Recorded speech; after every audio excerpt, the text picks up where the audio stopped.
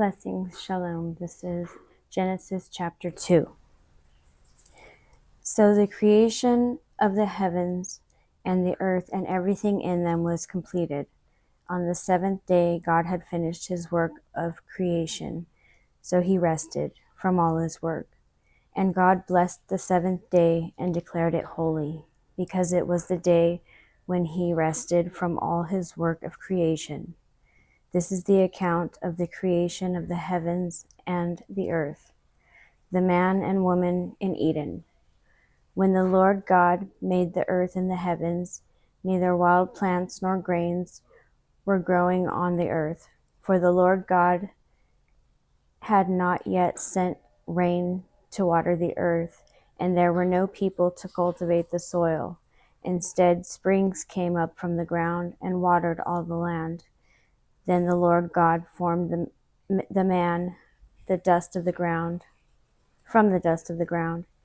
He breathed the breath of life into the man's nostrils, and man became a living person.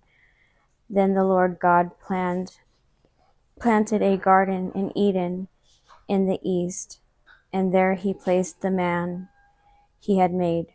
The Lord God made all sorts of trees grow up from the ground, trees that were beautiful and that produced delicious fruit.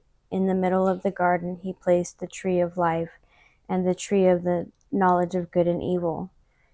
A river flowed from the land of Eden, watering the garden, and then dividing into 4 branches.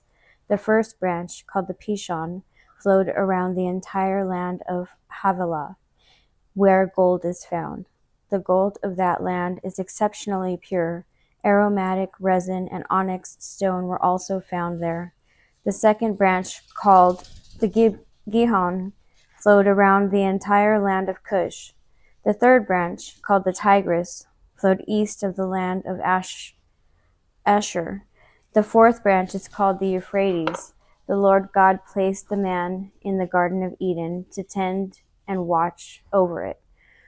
But the Lord God warned him, "You may freely eat of of every tree in the garden, except the tree of the knowledge of good and evil. If you eat its fruit, you are sure to die." Then the Lord God said, "It is not good for the man to be alone. I will make a helper who is just right for him." So the Lord God formed from the ground all the wild animals and all the birds of the sky. He brought them to the man to see what he would call them, and the man chose a name for each one. He gave names to all the livestock, all the birds of the sky, and all the wild animals. But still, there was no helper just right for him. So the Lord God caused the man to fall into a deep sleep. While the man slept, the Lord God took out one of the man's ribs and closed up the opening. Then the Lord God made a woman from the rib, and he brought her to the man. At last the man exclaimed, "This one is bone from my bone and flesh from my flesh." So she will be called woman, because she was taken from man. This explains why a man leaves his father and mother and is joined to his wife, and the two are united into one. Now the man and his wife were both naked, but they felt no shame. Blessings. Shalom.